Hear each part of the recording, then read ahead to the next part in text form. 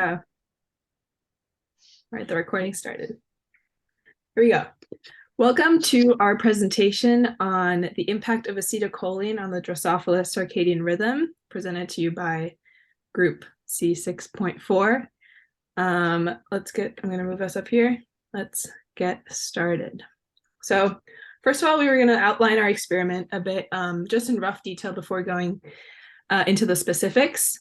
Basically, the basic idea of our experiment was to take acetylcholine, which we have here, the chemical formula, and up and down regulate it to observe its impact on the flies, the Drosophila's circadian rhythms. Through our research, we found out a few circadian rhythm markers that were going to be really important for our analysis later on. For example, we found out that the typical Drosophila has roughly 2 bouts of activity over a 24-hour stretch, as well as 5 minutes of rest intervals or low movement intervals, which are defined as their sleep periods. Our overall research goal is primarily medical. So we know that there are a lot of circadian rhythm disruptions, insomnias that are out there, and we were hoping by targeting a neurotransmitter that we could potentially have a drug target in this whole idea to address these. But we also know that circadian rhythms are more influential than merely sleep and rest or rest activity habits. They also affect our metabolisms and further homeostatic processes of our bodies. So finding a cure or a solution to some of these disruptions would be very beneficial. So that was our goal of our research. And lastly, in terms of the advantages of the Drosophila, specifically for circadian rhythms, oops, I can't really read all of this. There's a high homology between Drosophila circadian rhythm systems and human circadian rhythm systems, which has been established through research over the past few decades. And then we know in general that roughly 60% of all human genes have equivalents in the Drosophila genome, which is helpful for targeting, which is helpful for using the Drosophila in general genetic testing. And then lastly, the phenotype markers that we just mentioned previously of the Drosophila circadian rhythms can be easily recorded and analyzed using the Drosophila activity monitoring vials, which was another advantage for our experiment. Oops. 1 second. All right. All right, so we used the GAL4 UAS system, which allows us to combine different characteristics of both of the flies that we're crossing. So we always used, excuse me, we used line number 6793, which targeted all cholinergic neurons, and that was always a female fly. And we crossed it with 3 different lines. Number 1, we cross it with line 8514, which is our anatomy line, our GFP line, which allowed us to basically visualize the cholinergic system under the microscope. And then our second cross was number 55134, which was the venous tagged redshifted pterodopsin, which we used for acute upregulation upon exposure to red light. And then finally, we used number 41752, which was the YFP tagged light activated halorhodopsin, which was our downregulation upon exposure to yellow light. And this graph right here shows that very nicely. Yeah. All right, so our first aim was the anatomy. As Anna said, we crossed a virgin female from line 6793, which is all of the acetylcholine neurons, with males from line 8514, which is our GFP line. So the purpose of this was to highlight all of the cholinergic neurons at GFP so that we could hopefully visualize the cholinergic system. So in the photo over here, I've zoomed in on one of the optical lobes, and on the bottom, you can kind of see a group of separated neurons highlighted in both DAPI and GFP, and that we believe is our cholinergic system. Some of the problems that arose, dissecting complete brain, you can see this brain is only about 75% complete. And the connection between the computer and microscope failed, so we had to manually take the photos and overlay them ourselves.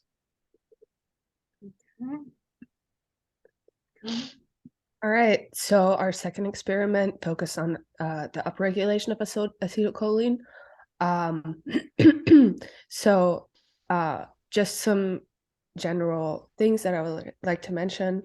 This experiment used 3 flies for both the parental line, which you can see on the right, and the acetylcholine upregulated flies, which you can see on the left. This was made in a dark room at a constant temperature of 27 degrees with continuous red light exposure. So as I said, we crossed the parental line with the Venus tagged redshifted channel rhodopsin line. Our expected result was increased locomotion in the acetylcholine flies compared to the parental lines, which you can see beautifully if you compare the 2 graphs. And we also expected that because of the dramatic increase in locomotion, that they would eventually become either exhausted or die as well. And so what happened was there was increased movement. And like Anna said in the beginning slides, you can see two general peaks throughout the 24-hour period. And the activity also decreased with time, so that was also what we expected. So yeah. So for our third aim, we wanted to downregulate acetylcholine. So this is for our cross-3 flies. And in order to do that, we crossed the parent line with YFP tagged halorhodopsin chloride channel. And so if you shine yellow light on cross-3, the acetylcholine will be downregulated during that time. And just like aim 3, we did 3 flies for cross-3, 3 flies for the parents, and we shined yellow light on all 6 of those flies. And then so for our expected result, we expected there to be a decrease in locomotor movement in cross-3 compared to the parents. And then for our actual results, you can see graph A is cross-3, and graph B on the right are the parents. So the parents actually had less locomotor activity than cross-3, which went against our expected results. And we believe that this could be due to unhealthy parents because they seem to have less movement than expected and also do not show what is expected for a normal circadian rhythm where there'd be 2 bouts of activity over 24 hours. And also when I looked at the individual flies for the parents and not the average, there was one fly that had little to none activity over the majority of the 24 hours, and that's what I believe dragged down the average. But even though that didn't match our expected results, if you look at graph A again, the cross-3, this is actually our best example of what the circadian rhythm should look like with 2 bouts of activity over 24 hours. Right. And then so for our future research and improvements, if we had more time, we would like to do more trials since our aim 3 experiment didn't go as planned. And during these trials, we would like to have more dam vials per cross and more flies. And if we're able to do this, then having, for example, in cross-3 where there was one parent that really dragged down the average, if we had a lot more flies our average would be able to even like one fly wouldn't affect our average as much as what happened in this case. So in the future, maybe we could do like 20 to 25 flies per cross instead of 3. And our second thing would be to make sure that the parent lines are healthy so that we don't have a repeat of where one of the flies maybe weren't so healthy or died out. We also believe that in our AIM-3 experiment that our parents were just really old at that point, and that could have contributed to it. So yeah. Yeah, and then finally, this is the pitfall that we mentioned in our grant proposal as well, and is probably beyond the scope of this lab's abilities. But we recognized through our research that we performed before running our experiment that there are specific cholinergic neurons that are linked to the circadian clock or the circadian rhythm specifically.